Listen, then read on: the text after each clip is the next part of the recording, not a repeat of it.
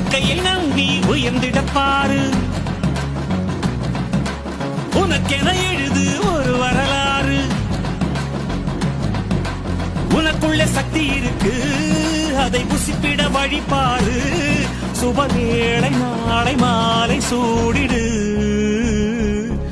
அட எவனுக்கு என்ன குணம் எவனுக்கு என்ன பலம் கண்டதில்லை ஒருவருமே